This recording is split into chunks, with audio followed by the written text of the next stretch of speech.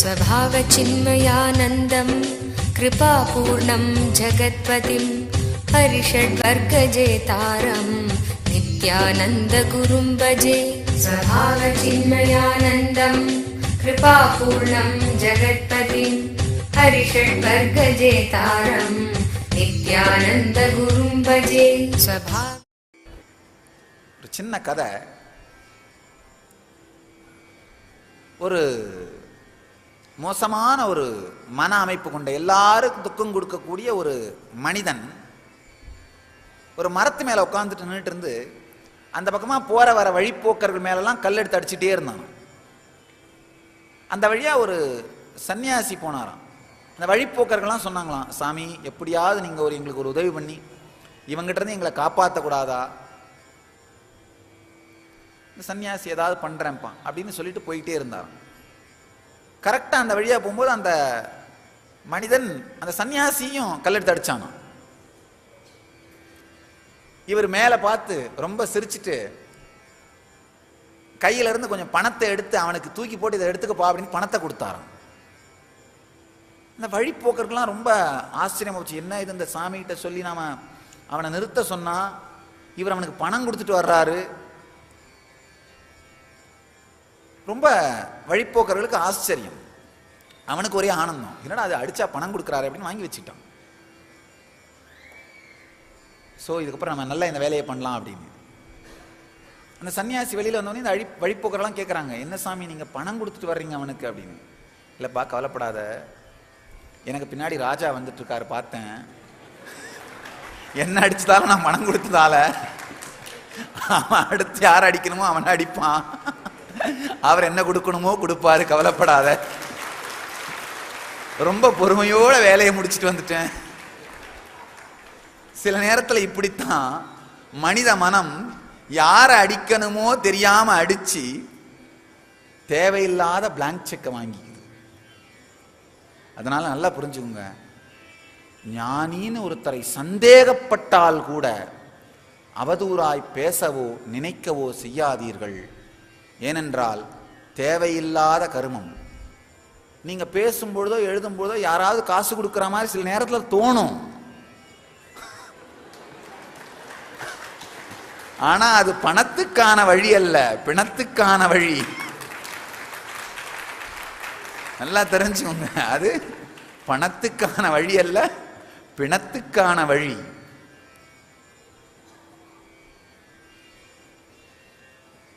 பக்தர்களுக்கு புண்ணியமும் பழித்து பேசும் மூடர்களுக்கு பாவமும் செல்கிறது அப்படின்னு வியாசர் ரொம்ப அழகா சொல்றாரு. அதுதான் சத்தியம், அதுதான் சத்தியம்.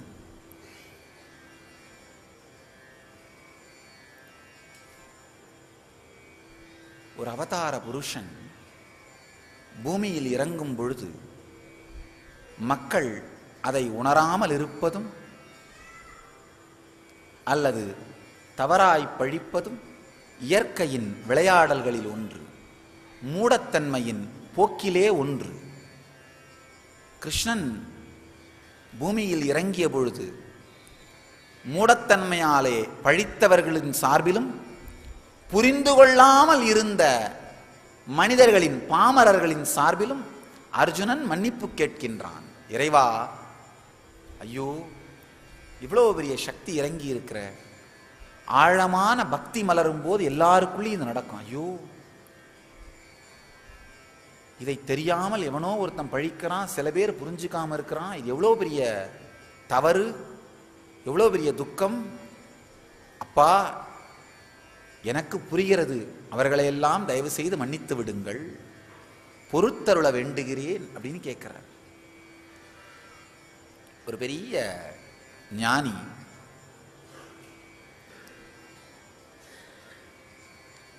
வடநாட்டிலே வாழ்ந்த ஞானி. அவர் அந்த தெய்வீக உணர்வுக்குள்ள போகும்பொழுது, அந்த பாவ சமாதிக்குள்ள போகும்பொழுது அந்த தெய்வத்தினுடைய உடை மாதிரியே போட்டுப்பார். உதாரணத்துக்கு கிருஷ்ண பாவத்தில் போனார்னா அப்படியே கிருஷ்ணன் மாதிரியே புல்லாங்குழல் வச்சுட்டு துணி போட்டு உட்காந்துருப்பார். தேவி பாவத்தில் போனார்னா இந்த சாரிய உடம்புல சுற்றிட்டு தேவி உணர்வோடையே உட்கார்ந்துருப்பார். திருக்கோவிலூர் பக்கத்தில் தபோவனம்னு ஒரு இடத்துல ஞானானந்த சுவாமிகள்னு வாழ்ந்தார். அவர் அந்த மாதிரி தான். நவராத்திரி நேரத்தில் அந்த தேவி உணர்வுக்குள்ளே போனார்னா, அந்த புடவை கட்டிட்டு உட்காந்தாருன்னா அப்படியே தேவி சக்தி வெளிப்படும். அந்த பாவத்திற்குள்ளே அந்த மகான் இருப்பார். யாரோ இந்த மாதிரி இந்த விமர்சனம் பண்ணிட்டே இருக்கிற ஒரு மூடன் சென்று, என்ன நீ தேவி மாதிரி வேஷம் போட்டு தேவி மாதிரி கடவுள் மாதிரி நடிக்கணும்னு நினைக்கிறியா அப்படின்னு அவர் சிரிச்சுக்கிட்டே சொன்னாராம். அப்பா, தேவி மாதிரி நான் இப்போ போட்டிருக்கிறது வேஷம் இல்லை, மனுஷன் மாதிரி போட்டிருக்கேன், அதான்ப்பா வேஷம் அப்படின்னாராம். நான் தேவி மாதிரி போட்டிருக்கிறது வேஷம் இல்லை, மனுஷன் மாதிரி ட்ரெஸ் போட்டிருக்கிறதா வேஷம். மனுஷ உடம்பெடுத்து மனுஷன் ட்ரெஸ் போட்டிருக்கிறது தான் வேஷமே தவிர, தெய்வ உணவோடு இருக்கிற தெய்வ வடிவத்தோடு போட்டுக்கிறது வேஷம் இல்லை. அது என்னுடைய உணர்வு நிலையை காட்டுவதற்கான ஒரு சின்ன ஜன்னல். யாருங்கிற உணர்வு நிலையை உனக்கு உணர்த்துறதுக்காக நான் திறக்கிற ஒரு சின்ன ஜன்னல் அந்த பாவ தரிசனம்னு சொன்னார். ஆழ்ந்து புரிஞ்சுக்குங்க. அவதார புருஷர்கள் மனிதர்களாக இறங்கி வந்து மனுஷ வேஷத்தோடு மனித உடலோடு மனுஷ வேஷமணிஞ்சு செய்கின்ற செயல்களை லீலையை பார்க்கும் பொழுது புரியாத மூடர்கள் விமர்சிப்பதனால் அவர்களை இழப்பது மட்டுமல்லாமல் கெட்ட கர்மத்தையும் உள்வாங்குகின்றார்கள். அர்ஜுனன் சத்தியத்தை புரிந்து கொள்வதாலே ரொம்ப அழகா சொல்றான். அச்சுதா, கேளிக்கைகளின் போதும் விளையாடும் பொழுது, படுக்கையில் உறங்கும் பொழுது, ஒன்னா வாழ்ந்தாங்க அர்ஜுனனும் கிருஷ்ணனும். படுக்கையில் உறங்கும் போது, கூட அமரும் பொழுது, பக்கத்தில் உட்காரும் பொழுது, உண்ணும் பொழுது, நீங்கள் தனியாக இருக்கும் பொழுது, அல்லது மற்ற நண்பர்கள் முன்னிலையில் கூட கேலியாகவும் வேடிக்கையாகவும் எந்த விதமாக அவமதிக்கப்பட்டிருக்கிறீர்களோ, எப்படியெல்லாம் எனக்கு தெரிஞ்சோ தெரியாமலோ உங்களை நான் அவமானப்படுத்தினேனோ. இன்னொரு ஸ்லோகத்தில் ரொம்ப அழகா சொல்றாரு, ஹே கிருஷ்ண ஏ யாதவ ஹே சகேதி, அப்படிலாம் நான் உன்னை கூப்பிட்டுருக்கனே, நண்பனேன்னு கூப்பிட்டுருக்கிறேன். ஹே கிருஷ்ணா வாடான்னு கூப்பிட்டுருக்கேன். ஹே யாதவா, யாதவானா குலத்தின் பெயர் சொல்லி கூப்பிடுறது, குலத்தின் பெயரை சொல்லி கூப்பிட்டுருக்கிறேன். இப்படியெல்லாம் உன்னை கூப்பிட்டுருக்கிறனே, இந்த மாதிரியெல்லாம் நான் உன்னை அவமரியாதை பண்ணியிருக்கனே, என்னை மன்னித்து விடு. எல்லா குற்றங்களையும் நினைத்து பார்க்கவே முடியாத மகிமை கொண்ட நீங்கள் பொறுத்தருள வேண்டுமையா அப்படின்னு கேட்கிறார். ஆழ்ந்து புரிந்து கொள்ளுங்கள். கிருஷ்ணன் தன்னுடைய விஸ்வரூபத்தை, பிரபஞ்ச தரிசனத்தை அர்ஜுனனுக்கு தந்தவுடனே அந்த அனுபூதியினாலே பொங்குகின்ற ஆனந்தம், அனுபூதியினாலே பொங்குகின்ற பக்தி, அதை அர்ஜுனன் வெளிப்படுத்துகின்றான். அனுபூதியினாலே பொங்குகின்ற பக்தி தான் செய்த குற்றங்களுக்கு மட்டுமல்லாமல் மற்றவர்கள் செய்கின்ற குற்றங்களுக்கும் சேர்த்து மன்னிப்பு கேட்க வைக்கின்றது. அப்பா, நான் உன்னை அவமதித்தது மட்டுமல்லாமல் மற்றவர்கள் உன்னை அவமதித்ததற்காக கூட மன்னித்து விடு. மற்றவர்கள் உன்னை புரிந்து கொள்ளாமல் விட்டதற்காக கூட மன்னித்து விடு. ஏனென்றால் இதையெல்லாம் மனதில் வைத்துக்கொண்டு நீ மீண்டும் மீண்டும் பூமிக்கு வராமல் போய்விட்டால் பூமி நிலையோடு இருக்குமா? பூமியை யார் தாங்குவார்கள்? அந்த சில மூடர்களை நினைத்து பழிக்கின்ற சில மூடர்களையும் புரிந்து கொள்ளாத மூடர்களையும் பார்த்து நீ பூமிக்கு வராமல் இருந்து விடாதே. எங்களை போன்ற புரிந்து கொள்ளுகின்ற சில அன்பர்களுக்காக, சில பக்தர்களுக்காக நீங்கள் பூமியில் இறங்க வேண்டும், பூமியில் நீங்கள் மலர வேண்டும், பூமியில் நீங்கள் வாழ வேண்டும் என்று கிருஷ்ணனை பார்த்து அர்ஜுனன் பக்தியாலே கரைகின்றான். ஆழ்ந்து புரிஞ்சுங்க. பக்தியினாலே கிருஷ்ணன் கரைந்து கிருஷ்ணனை நோக்கி அர்ஜுனன் கரைகின்றான். ஆமா, சில பேர் உங்களை புரிஞ்சுக்க மாட்டாங்க தான், சில பேர் உங்களை பழிக்கத்தான் செய்வார்கள். ஆனா அதுக்காக எங்களை விட்டு விடாதீர்கள், எங்களை மன்னித்தருளுங்கள், எங்களை பொறுத்தருளுங்கள் என்று ஆழமான பக்தியோடு, ஆழமான உணர்வோடு ஏன்னா தானே அந்த புரியாத நிலையில் இருந்து இப்பொழுது புரிந்து கொண்ட நிலைக்குள்ளே வந்ததனாலே மற்றவர்களுடைய புரியாத்தன்மையின் மீது அர்ஜுனனுக்கு ஆழமான கருணை பொங்குகிறது. ஐயோ, நான் மூடனாக இருந்தது மாதிரி தானே அவர்களும் மூடர்களாக இருந்திருப்பார்கள். நான் புரிந்து கொள்ளாதது போல்தானே அவர்களும் புரிந்து கொள்ளாமல் இருந்திருக்கிறார்கள். அவர்களை எப்படி புரிய வைப்பது?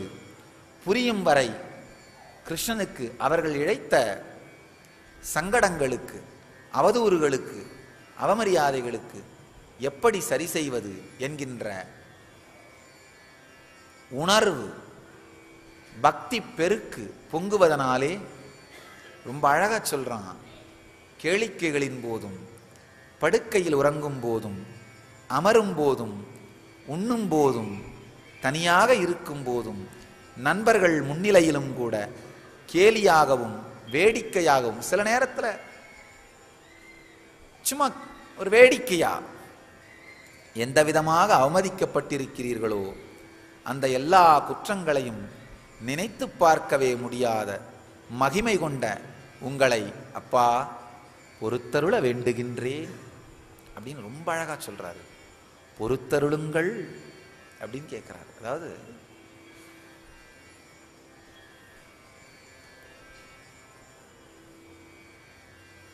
பக்தி பொங்கும் பொழுது ஏற்படுகின்ற ஆனந்தம், பக்தி பொங்கும் பொழுது ஏற்படுகின்ற உணர்வு, பக்தி பொங்கும் பொழுது ஏற்படுகின்ற தெளிவு அர்ஜுனனுக்கு விஸ்வரூப தரிசனத்தாலே ஏற்பட்ட பக்தியினாலே பொங்குகின்ற அந்த தெளிவாலே இந்த கிருஷ்ணனின் மகத்துவத்தை புரிந்து கொண்டு, கிருஷ்ணனின் மகத்துவத்தை உணர்ந்து கொண்டு மற்றவர்களுக்காக தான் மன்னிப்பு கேட்கின்றான். மற்றவர்களுடைய தவறுக்காக தான் வருந்துகின்றான். இது என்ன ஆகணும்? மற்றவர்களுடைய தவறுக்காக நாம் வருந்தும் பொழுது என்ன பண்ணுவோம்? அவர்களுடைய தவற்றை திருத்துவதற்காக நாம் பொறுப்பெடுத்துக் கொள்வோம். அப்ப அவர்களுக்கு புரிய வைக்க வேண்டிய வேலை நம் பொறுப்பு, அவர்களுக்கு உணர வைக்க வேண்டிய வேலை நம் பொறுப்பு அப்படின்ற பொறுப்பை அர்ஜுனன் ஏற்றுக்கொள்ளுகின்றான். யார் யார் புரிந்து கொள்ளாமல் இருக்கின்றார்களோ அல்லது தவறாக பேசுகிறார்களோ அவர்களுக்கு தெளிவை அளிக்க வேண்டியது நம் பொறுப்பு. பெரிய பிரச்சனை என்னன்னா, நல்லதை உணர்ந்தவர்கள் வெளியில பேசுறதே இல்லை, சும்மா இருந்துடுறாங்க. ஆனா கெட்டதாய் நினைக்கின்ற நெகட்டிவான மனிதர்கள் சும்மா இருக்கிறதில்ல, வேகமா பேசுறார்கள். இதுதான் உலகத்தோட வழக்கு. கெட்டவர்கள் வேகமாக வேலை செய்வார்கள், நல்லவர்கள் அமைதியோடும் பொறுமையோடும் இருந்து விடுகிறார்கள். அப்ப என்ன ஆகுது? உலகத்தோட நோக்கத்துல பார்க்கும்போது கெட்டவர்கள் ஜெயிக்கிற மாதிரி தோணுது. ஜெயித்ததனாலேயே அவர்கள் நல்லவர்கள் மாதிரி காட்டிக்கொள்ள வேண்டிய தேவையும் அவர்களுக்கு வந்து விடுகின்றது. அந்த மாதிரியான ஒரு போர்வைக்குள்ளையும் அவர்கள் ஒளிந்து கொள்ளுகிறார்கள். இதுதான் பெரிய பிரச்சனை. பெரிய பிரச்சனையே என்னன்னா, நல்லவர்கள் இயற்கையாகவே திருப்தியோடு இருப்பதனால் இயங்குவதில்லை. அட பேசுறவன் பேசுறான் விடப்பான், நாம ஆனந்தமா இருக்கலாம், நமக்கு கிடைச்ச ஆனந்தம் நமக்குத்தானே தெரியும் அப்படின்னு நிம்மதியா இருந்துடுறோம். ஆனா கெட்டவர்கள் அப்படி இருக்கிறதுல என்ன பண்றார்கள்? அவர்களாலான எல்லா செயல்களையும் செய்கிறார்கள், எல்லா துக்கத்தையும் உருவாக்க முயற்சிக்கிறார்கள், எல்லா வேகமான செயலுக்குள்ளும் நுழைகிறார்கள். அப்ப என்ன ஆகுதுன்னா, கெட்டவர்கள் வெற்றி அடைவது போன்ற ஒரு மாயையை உருவாக்குகிறார்கள், ஒரு மாய தோற்றத்தை உருவாக்குகிறார்கள். அடிப்படையா நம்ம செய்ய வேண்டியது என்னன்னா, அவர்கள் செய்கின்ற தவறுகளுக்கு நாம் வருந்துவது மட்டுமல்லாமல் அவர்களை மாற்ற வேண்டிய பொறுப்பையும் ஏற்றுக்கொள்வது. நான் உணர்ந்த நன்மைகளை உலகிற்கு உரைப்பேன், சத்தியத்தை மிக தெளிவாய் சொல்வேன், அந்த நன்மைகளுக்காக நான் சாட்சியாய் நிற்பேன் அப்படின்னு எந்திரிச்சு நிற்கும் பொழுதுதான் இந்த சத்தியம் உலகத்திற்கு சென்று சேருகின்றது. சத்தியத்திற்கு சாட்சியாய் நிற்பவர்கள் சத்தியவான்களாகவே வாழுகின்றார்கள். இங்க அர்ஜுனன் அந்த தைரியத்தோடு, பக்தியினால் ஏற்பட்ட ஸ்ரத்தையோடு எழுந்து நிற்கின்றான். எழுந்து நிற்கும் பொழுதுதான் கிருஷ்ணா, எதனாலும் அளக்க முடியாத, நினைத்து பார்க்கவே முடியாத மகிமை உடைய நீங்கள் இவர்களுடைய குற்றங்களை பொறுத்தருள வேண்டுகிறேன்னு சொல்றார். கிருஷ்ணன் பாதிக்கப்படவே இல்லை. பாதிக்கப்பட்டாதான மன்னிக்கிறதுக்கு, பாதிக்கப்பட்டாதான பொறுத்தருள்றதுக்கு. அவர் பாதிக்கப்படுவதே இல்லை. தானாகவே பேசுபவர்கள், அவதூறு செய்பவர்கள், அவர்களுக்குரிய கர்மங்களை அவர்கள் பெற்றுக்கொள்கிறார்கள். அவ்வளவுதான். கிருஷ்ணர் சபிப்பதில்லை. ஒரு ஞானி யாரையும் சபிக்க முடியாது. ஒரு அவதார புருஷன் யாரையும் சபிக்க முடியாது. சபிப்பதில்லை, தீமையும் நினைப்பதில்லை. ஆனால் பழிப்பவர்கள் தானாகவே இந்த கெட்ட கர்மங்களை தேடிக்கொள்கிறார்கள். தானாகவே அவர்களை அழித்துக் கொள்கிறார்கள். அதனால பழிப்பவர்கள் அந்த செயலை செய்யாமல் நீங்கள் அவர்களுக்கு உணர்வாலே தெளிவை ஏற்படுத்தி தடுத்தீர்களானால் உண்மையில் அந்த பழிக்கின்ற மனிதர்களுக்கு நீங்கள் நன்மை செய்கிறீர்கள். காரணம் என்னன்னா, அவர்கள் அனாவசியமான தேவையில்லாத கர்மங்களை சேர்த்து கொண்டு துக்கப்படுவதிலிருந்து அவர்களை நீங்கள் காப்பாற்றுகிறீர்கள். அதனால உண்மையில் நெகட்டிவான மனிதர்களுக்கு சத்தியங்களை சொல்லி அவர்களை நெகட்டிவான செயல்களிலிருந்து தடுத்து நிறுத்தி நெகட்டிவான துக்கத்திலிருந்து வெளியில் எடுத்தீர்களானால் அவர்களை நீங்கள் காப்பதனால் நீங்கள் அவர்களுக்கும் உலகத்திற்கும் நன்மை செய்கிறீர்கள். இங்கு அர்ஜுனனுக்கு இருக்கின்ற ஸ்ரத்தையோடு எழுந்து நின்று தீயதை செய்யாதீர்கள், செய்பவர்களை செய்ய அனுமதிக்காதீர்கள். இந்த நெகட்டிவான ஞானிகளையும் அவதார புருஷர்களையும் எதிர்மறையாய் அவதூறாய் பேசுபவர்களை பேச அனுமதிக்காதீர்கள். அவர்களுக்கு முறையான சத்தியத்தை உணர்த்துங்கள். இதனால் அவர்களுக்கும் உங்களுக்கும் உலகத்திற்கும் நீங்கள் மிகப்பெரிய நன்மையை செய்வீர்கள். அடுத்த சத்தியங்களை, இதனினும் ஆழமான சத்தியங்களை எம்பெருமான் அடுத்த சூத்திரத்தில் விளக்குகிறார். அடுத்த சூத்திரங்கள்: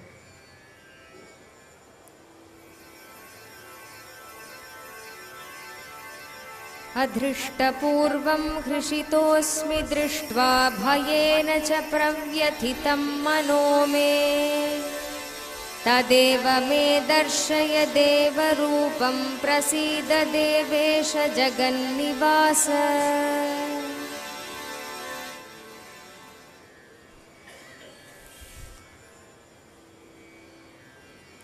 अदृष्टपूर्वं हृषितोऽस्मि दृष्ट्वा भयेन च प्रव्यथितं मनो मे तदेव मे दर्शय देवरूपं प्रसीद देवेश जगन्निवास.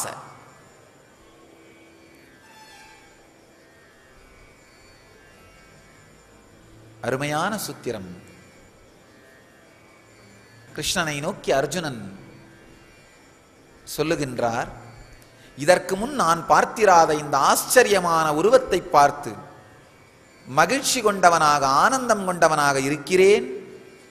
என்னுடைய பயத்தால், என்னுடைய மனம் பயத்தாலே நடுநடுங்குகின்றது.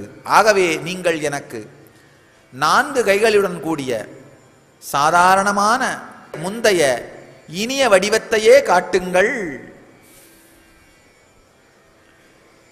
இறைவா, எனக்கு அருள் புரியுங்கள்னு சொல்றான். என்ன சொல்ல வரான்னா, ஒரு பக்கம் இந்த பிரபஞ்சமே நீங்கள் தான் அப்படின்னு பார்க்கும் பொழுது ஆனந்தம் பொங்குது. ஆனா இன்னொரு பக்கம் மனசு நடுநடுங்குது. இதே மாதிரி உணர்வுல நான் இருந்தா நான் உங்களோட எப்படி உறவாடுவது?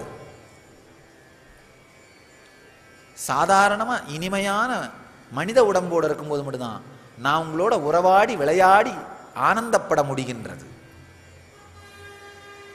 யசோதை ரொம்ப அழகா சொல்வா, வாயை திறந்து இந்த உலகத்தையே நீ வாய்க்குள்ள காமிச்சாலும் அதே உணர்வில் நான் இருந்தேன்னா உன்னை எப்படி நான் குழந்தையா நினைச்சு சீராட்டி பாராட்டுறது? அந்த உணர்வை என்னிடமிருந்து எடுத்து விடு. அப்பதான் நான் உன்னை குழந்தையாய் நினைத்து சீராட்டி பாராட்டி பக்தியோடு வாழ முடியும், பக்தியோடு உன்னோடு விளையாட முடியும். அதனால இறைவனுடைய சக்திகளை தெரிந்து கொள்வது நல்லது, அது பக்தியை உண்டாக்கும். ஆனா அதே நிலையில் இருப்பது சில நேரத்தில் பயத்தை உண்டாக்கி தூரத்தை உருவாக்கிவிடும். அப்படி இல்லாம பக்தியை உண்டாக்குவதற்காக அவருடைய சக்திகள் புரிய வேண்டும். ஆனா அதையும் தாண்டி இனிமையான உணர்வோடு வாழ்வதற்காக ரொம்ப எளிமையாகவும் அவர் நமக்கு கிடைக்க வேண்டும். வெறுமனே சக்தி மட்டும் புரிஞ்சதுன்னா அது பயத்தைத்தான் உருவாக்கும். ஆனா இனிமையாக எளிமையாக அருகாமையில் வாழ முடிஞ்சாதான் பக்தியும் உருவாகும். அதனால தான் ராமகிருஷ்ணர் ரொம்ப அழகா சொல்றாரு, ஞானத்தை விட ஒரு அவதார புருஷனை சுற்றி வாழ்வது மிக உயர்ந்த ஆனந்தம்னு சொல்றார். காரணம் என்னன்னா, ஞானத்துல கூட இறைவனுடைய எல்லா சக்திகளும் குளோரியும் தெரியும், மகிமை புரியும். அர்ஜுனன் மாதிரி ஆஹா அப்படின்னு வியந்து கிடப்போம். ஆனா இனிமையான சாதாரண வடிவத்தில் பக்கத்தில் இருக்கும் பொழுதுதான் நமக்கென்ற ஆழமான உரிமை உணர்வோடு வாழ முடியும். அதனாலதான் இறைவன் காரணம் இல்லாமலேயே மனித வடிவம் எடுத்து மனிதர்களோடு விளையாடுகின்றார்.